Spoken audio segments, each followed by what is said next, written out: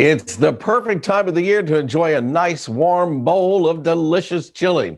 One of our favorites is back to show us how to put together his signature three-bean chili. And we thank Executive Chef Ausar for allowing us into his virtual kitchen. Always good to see you, sir. How you doing? Oh, likewise. How you doing, Bill? I'm doing well.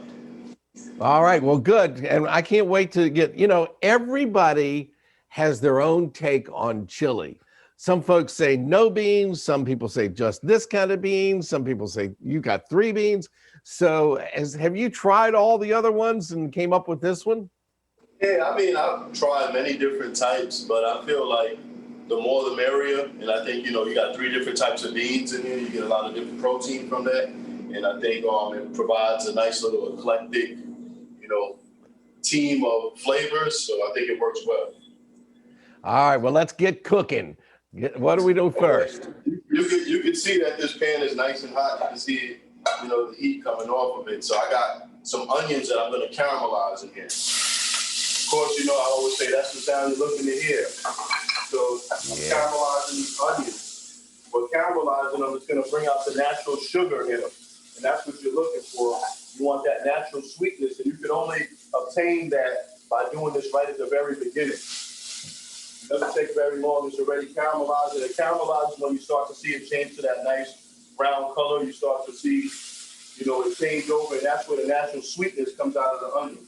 Once I get it to that point, I'm going to go ahead and add my ground beef in there. And with the ground beef, I have 93.7 ground beef. And what that means for those who are unaware, that means it's 93% muscle and 7% fat. And what happens by utilizing this particular ground beef is that you have less of that oil floating around in the bottom of your pan. Sometimes when you go to the grocery store, you'll see that they have ground beef and you'll see different price points for them. The reason why an 85% 15 ground beef is going to be cheaper than a 93.7 because it has a way higher fat content. So you're getting less meat and more fat. Yeah. And so when you put that in those onions that were starting to caramelize in, and then you put the ground beef in, and it doesn't have as much oil, does the hamburger absorb the taste of the onions quicker, better? How's that work?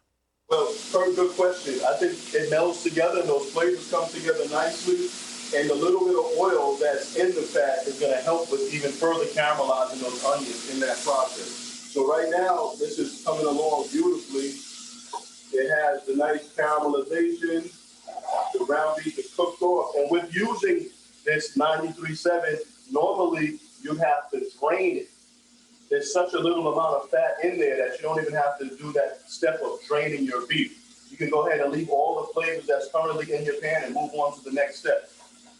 So by not draining it, you're keeping some of those flavors in the mix. There you go. Because if you get, for example, if you get that 85-15, you're going to have a lot of fat in there. You're going to need to drain that off. Okay. So, so next thing I'm going to add is I'm going to add the jalapeno peppers and some garlic. I'll put that in there. The reason why you told us many times. I'm sorry. You told us many times that the heat comes from the seeds with the jalapeno. Did you leave the seeds in, or did you take them out? No, the seeds were out of it. But if you wanted to have some more spice and a little bit more kick, you can leave those seeds in there, and you'll be just fine. Okay. But if you look at the Scoville heating units on a jalapeno, it's very low on the scale. Even with the seeds in it, it's around 2,500 to 8,000, and that scale goes up to over 2 million. Okay, if you say so.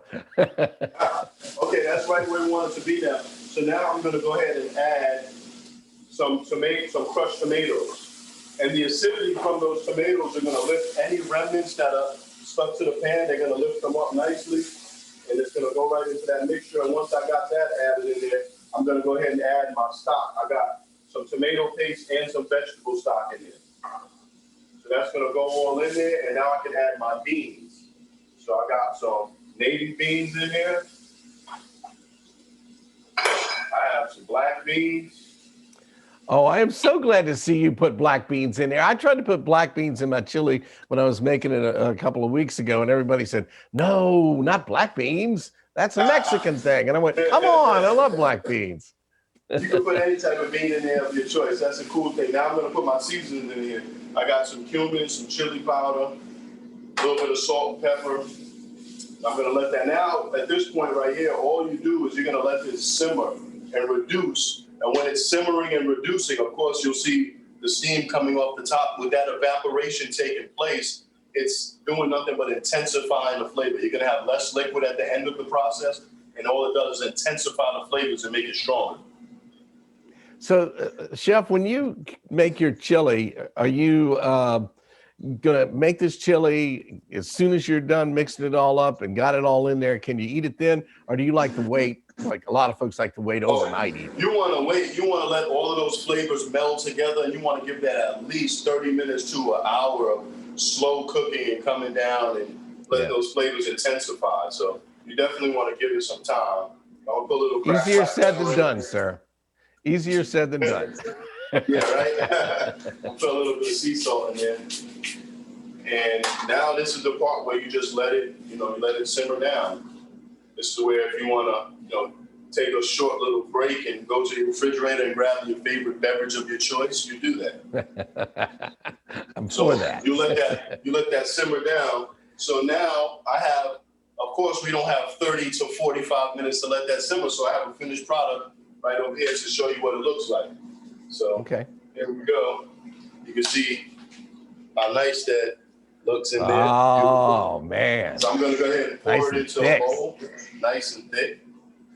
Put that in a bowl right there. And then I love to see that steam coming off of there. Yeah, you see that steam, and I'm going to go ahead and kick it up a notch. So I'm going to take it to that next level. I got some cheddar cheese here that I'm going to sprinkle over the top. Got some nice cheddar. Then I'm going to go ahead and I'm going to take some sour cream, make it rain over the top like that. Nice. And I'm going to I have some fried tortillas. I'm going to go ahead and just pile right in the middle. Pile some fried tortillas right in the middle. And then we're just going to finish that off nicely with some scallions. Have a storm of scallions on there. Boom. Yeah. And we're done. And if you really, really love it hot, you could slice up some raw jalapenos, set them on top as well. There you go. You can slice those jalapenos up right in there and give it some additional heat. If you really want to get that heat, you can go ahead and get some ghost peppers and see how you like that. Well, yours is absolutely beautiful, and people's mouths are watering all over town. Thank you so much, Chef. Thank you so much. All right, folks, you're going to find the recipe later today on our show website, right there at WTVR.com/VTM.